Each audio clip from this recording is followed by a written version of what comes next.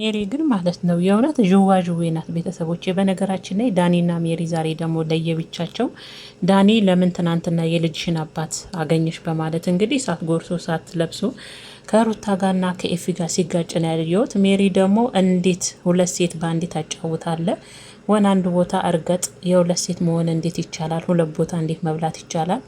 ሁለቱ ላይ ጢባ ጢቤ የተጫወትከ ነው እንዴት ሩታን ታገኛታለ? በማለት እንግዲህ ዛሬ አብርሽ አለቀሰ በሉት። የኔ አባት ወይ ሲያለቅስ አንጀቴን በል አብርሽ ማለት ነው። መጨረሻ ጊዜ አለቀሰና በእርግጥ እዚህ ጋር አሁን ወደ ሜሪ ስገባ ሜሪ የተናገረችው ነገር 100% ባይሆንም ለኔ 50 በ50 ትክክል ናት ብዬ አስባለሁ። 50 በ50 ለምን አልኳችሁ መሰላችሁ? 50% ለምን የልጁን እናት አገኘ ማለት አልችልም። ለምን ወደዚህም አላችሁ ወደዛ በልጁ ምክንያት እናቱን ማግኘቱ የማይቀር ነው። በልጁ ምክንያት አብርሽ ማለት ነው። እና የሜሪ ጥያቄ ደግሞ ያችንም አትጉዳችንም አትጉዳ ነው። እንደውም ሄርሜላንም አትጉዳ ያችም ስጋዬ ናት እያለች ነው። በእርግጥ ሜሪዬ ሩታ እንኳን ስጋሽ አይደለችም። ስጋሽ ብትሆን በአንድ ጊዜ በትንሽ ተቀይመሻት እንደዛ አድርገሽ ተፍተሽ አጥያትምና ወዲያውኑ ደግሞ ወደ አብርሽ ጋር ተገልብጠሽ ያንን ሁሉ የሌለ የውሸት ታሪክ መስርተሽ አትገኝም ነበር። የእውነት ስጋዋ ብትሆኝ ስጋ እኮ ትንሽም ብትሆን እኮ ታማለች። ምንም ብትበደሉ ማለት ነው። እና ዛሬ ደግሞ ያው ለሄርሜላም ለሜሪም ያዘነሽ መስላ እንግዲህ አብርሽን ትናንትና እንግዲህ ሁላችሁም እንዳያችሁ ሩታን አግኝቷት ያው ይቅርታ ጠይቃው ነበረ። በዛ ምክንያት ነው እንግዲህ ሜሪ አብርሽ ላይ ዛሬ ስትውረገረግ ዥዋዥዌ እኮ ናት። በነገራችን ላይ ሜሪ ዥዋዥዌ እግዚአብሔርን እና አንዳንድ የተናገረችው ንግግር ለእኔ ትክክል ነው። ለዛ ነው 100% አልወስደውም ያልኳችሁ። ልጁን ደግሞ በልጁ ምክንያት ለምን እናቱን አገኘ ማለት አልችልም። ሲቀጥል ደግሞ ለልጁ ሲልም ይሄ ልጅ ከልጁ እናት ጋር ከድሮ ሚስቱ ጋር እንበል ሰላም መፍጠር አለባቸው ብዬ ነው የማስበው። ልጁን አብረው በፍቅር በሰላም ለማሳደግ ተባብረው ለልጃቸው ፍቅር እየሰጡ ለማሳደግ ግዴታ ከልጁ እናት ጋር ጤነኛ የሆነ ሰላም ሊኖራቸው ይገባል ብዬ አስባለሁ። ሜሪ ደግሞ እንዴት ሩታን ታገኛታል? እሷን ባገኘ ቁጥር እሷ ተስፋ እየሰጣት ነው የምትሄደው። ወለሷ ላትሆን እችኛዋንም አትጉዳት እያለች ነው። ሄርሜላ መች መታ ተናገረች? ሜሪ ለምን ሄርሜላ ላይስ ያልሆነ ነገር ትጭንባታለች? ማለት የሆነ የቅናት መንፈስ እየጫርሽባት ነው ሄርሜላ ላይ እኔ ታየኝ ማለት ነው። ምክንያቱም እሷ እንኳን አሁን በውስጥም በውጭም እየተጻፈልኝ ነው አልሽ እያልሽ ነው።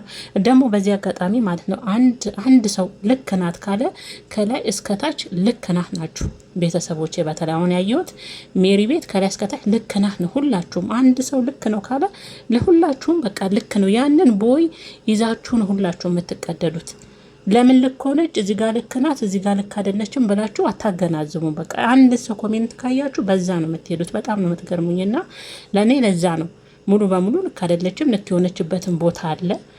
እኔ አብርሽንም አሁንም ቢሆን ለምን ልጁን አገኘ የልጁን እናት አገኘ ብዬ መቃወም አልችልም። ምክንያቱም ግዴታ ነው ልጁን ሲያገኝ ሚስትየውንም የድሮ ሚስቱን የልጁ እናትንም አብረው ባይሆንም ማግኘቱ የማይቀር ነገር ስለሆነ በልጃቸው ምክንያት መገናኘት ስለሚችሉ ማለት ነው። እና ዛሬ ሜሪ አስለቀሰችው አብርሽም ማለት ይችላል። መጨረሻ ላይ ያው አንጀት ለመብላት እንግዲህ አቀርቅሮ አልቅሷል። ምን ተናግሬህ ነው በዚህ ልክ ያለቀስከው? እንወያይበት ነው። ይሄ ነገር ልክ አይደለም ነው ያልኩ። ጥሩ አይደለም። አንድ ቦታ እርገጥ ሁለት ቦታ ይሆንክ በሴቶቹ ህይወት ላይ አትጫወት ነው ያልኩ። ሁለት ቦታ አይበላም ነው ያልኩ በማለት እንግዲህ መጨረሻ እሷም ያው አስተዛዛይ መስላ እሱም እንግዲህ እሷ በተናገረችው አንዳንድ ቃላቶች በጣም ያሙ ነበር። እዛም ምንድነው እንዴት በአንድ ትሪ ላይ ሁለት ይበላል እያለችው እዛ ጋር አስረገስክ እዚህ ጋር ደግሞ እዛ ሶለር ከዚህ አስረገስክ አንድ ቦታ እርገጥ በጣም ተናድጄባለሁ በማለት እንግዲህ ሜሪ ዛሬ እሳት ለብሳ እሳት ጎርሳ አብርሽን ልክ ነው የነገረችው። ልኩን ማለት ነው። በቃ አላስተረፈችውም። እና በዚህ አጋጣሚ ለኔ ያው ያለችው አንድ ቦታ ልክ ቢሆንም ለሴቶቹ ተስፋ እየሰጠ ያለችው ነገር ያው ለምን በልጁ ምክንያት ሚስትን አገኘ የድሮ ሚስቱን አገኘ ማለት ይከብዳል። በውጭም ቢያገኝ አሁን አንዳንዶቻችሁ በውጭ ያገኛት የምትሉና የምትጽፉም አላችሁ። በውጭ ሲያገኛት ማን ነው ልጁ የሚያገናኘው? እኔ ያልገባኝ ነገር ሉል በእግሩ ሄዶ ነው አባቱን የሚያገኘው ወንስ ሁሌ ወንድም እህቶቹን እያስቸገረ እነሱ እያመላለሱለት ነው ልጁን የሚያገኘው? በውጭ የሚያገኘው እንዴት ነው? እኔ አልገባኝም። በውጭ ያገኘው ልጁን ትላላችሁ፣ እንዴት ነው በውጭ የሚያገኘው? ሲቀጥል እቺ ልጅ በውጭም እንኳን ቤቷ እንዳይሄድ እንኳን ከተፈለገ በውጭ ቢያገኝ እንኳን ሉልን እሱ ጋር ይዛለት የምትሄደው እናት ናት። እናትና የድሮ የልጇ አባት መገናኘታቸው መታየታቸው የማይቀር ነገር ነው።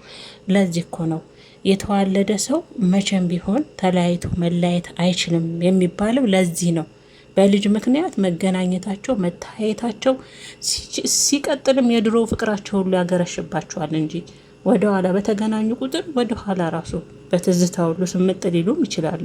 ለዛ ነው ተለያይተው መለያየት አይችሉም የሚባለው። እና ሌላው ደግሞ ያው እንግዲህ በዛም ሆነ ወጣም ወረደም እንግዲህ አብርሽ አቀርቅሮ እንግዲህ እንደማልቀስ አብርሽ ቻለው። እንግዲህ ሁለት ቦታ የረገጠ ሰው መቼም ያው ልቡ አርፎ አቅም መቼም እንዲታዘንለት ነው። በዚህ አጋጣሚ ወይኔ አብርሽ ሲያሳዝን እንደ ፈረደበት እኮ እዛም እዚህም እያለ አይ እንዲባልለት እኮ ነው አብርሽ አቀርቅሮ ያለቀሰው። እና ለማንኛውም በነገራችን ላይ ወደ ሁለተኛው ደግሞ ሳልፍ ዳኒ ደግሞ እንዴት የልጅሽን አባት አግኝተሽ አንቺ ብቻ ሁሌ ይቅርታ ትጠይቂያለሽ፣ ራስሽ እንዲህ ዝቅ ታደርጊያለሽ፣ እንዴት ክብርሽን ታዋርጃለሽ ማለት ነው። መጀመሪያ እኮ ክብር ይቀድማል።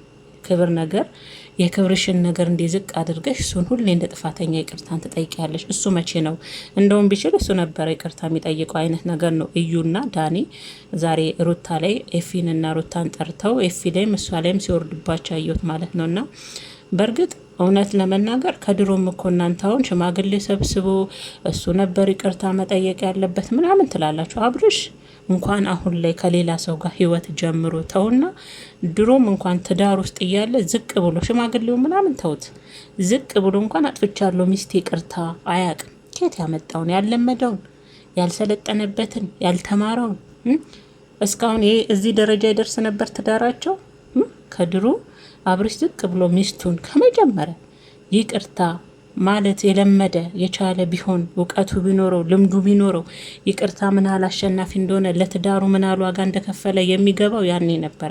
ዝቅ እያለ ይቅርታ ቢጠይቃ ዛሬ የዚህ ደረጃ አይደርሱም ነበርና ያለመደውን ኬት አምጥተው ነው እናንተ።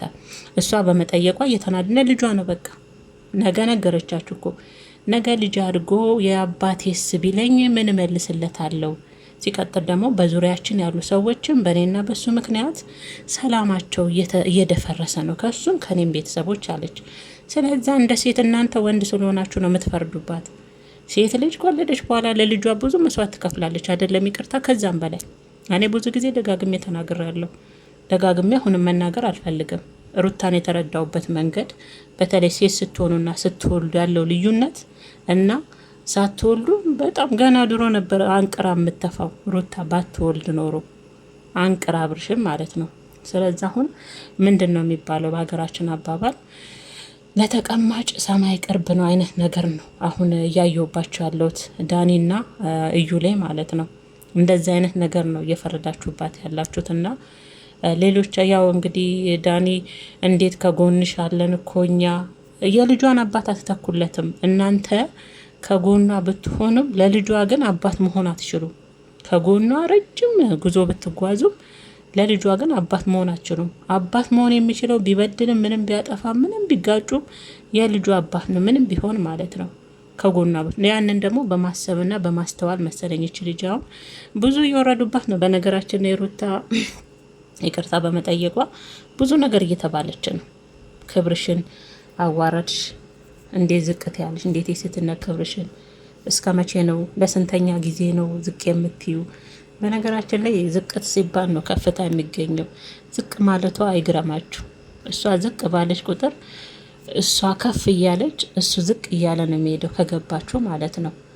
እና ዳኒና ዩ ያው እንግዲህ ኤፊ ላይ ሞተውበታል። አንተስ ብትሆን እሷን ወስደ እንደዚህ አድርጊ ከማለት ወንድምህን መቼ ነው አንተስ እንደዚህ አድርግ አንተ ጋም ጥፋቱ አለ ብለህ ምትለው? ልክ ነው ግን አይሰማውማ፣ አይሰማውም። ያው አብርሽን ሁላችንም እናውቀዋለን፣ እናንተም ጓደኞቹ ናችሁ፣ ምናል የተኮፈሰ ልጅ እንደሆነ ማለት ነው። ስለዛ እሱ ደግሞ የቻለውን አረገ ኤፊ ማለት ነው። ስለዛ ዋናው ልጅቷ ሰላም መፈለጓን የውስጧን ሰላም ከፈለገች ደግሞ እናንተ በተቃራኒ ሆናችሁ ያዙኝ ልቀቁኝ ብላችሁ ሌላ ተካሮስ መግባት ልክ ነው ብዬ አላስብም። እንደ ዳኒና እንደ እዩ ማለት ነው። አንዳንዴ ነገሮችን ባልሆነ አቅጣጫ ብቻ ሳይሆን አንዳንዴ በመልካምም ጎን መመልከት ጥሩ ነው ብዬ ነው ማስበው። ዛሬ የዳኒ የእዩ የሜሪ የአብርሽ የተለያየ ነበር ዛሬ ቪዲዮቸው። ሜሪ ተገልብጣ ዛሬ ለሩታ ማዛኝ ሆነች። ለዛችኛው አማዛኛውን የቀረበችው አብርሽንም የተቻላትን አለችው። መጨረሻ ላይ ደግሞ እሱ እንደማልቀስ ሲል ደግሞ ምን አድርጌው ነው ጠየቅኩት። እንዴት ይሄ ነገር ልክ አይደለም አልኩት። የሚያስለቅስ ነገር ነው ያለች። እሱ እንደማለቃቀስ አለ። ያው አንገት ማቀርቀሩን ለምዶበታል፣ ተክኖበታል። ያው ታውቃላችሁና ብቻ ከባድ ነው ቤተሰቦችና ይሄ ጭቅጭቅ ለኦዲየንስም ይሰለቻል እንዴ። በቃ ሁሉም እኮ የነሱ ገቢ ምንጭ የነሱ በቃ ማድመቂያ የሚዲያው ቤቱ ማድመቂያ በቃ ሩታ ናት። የምር ሩታ ናት። እሷ እንደ ጨው እንደ ምንድን ነው እንደ ወጥ ማጣፈጫ የሆነች ነገር ላይ ርዕሱ ላይም ተምኔሉ ላይም ጠብ ካላደረጓት አይሆንም። እና ለማንኛውም አብርሽ አታልቅስ፣ አይዞ አይዞ። እኔ ለምን የልጁን ሚስት አያገኘ ብዬ ለማለት ይከብደኛል። አይቀርማ መገናኘት ውዶችዬና እንግዲህ እኔ ምርጦች ሰላማችሁ ይብዛልኝ። ያለው ነገር ይሄ ነው። ከወደዳችሁት ቪዲዮን ሀሳብ አስተያየታችሁን ስጡኝ። ላይክም ሰብስክራይብ እያደረጋችሁ እንድታበረታቱኝ እንደተለመደው በአክብሮትና በትህትና ጋብዛለሁ። የኔ ውዶች እስከዛው መልካም አዳር።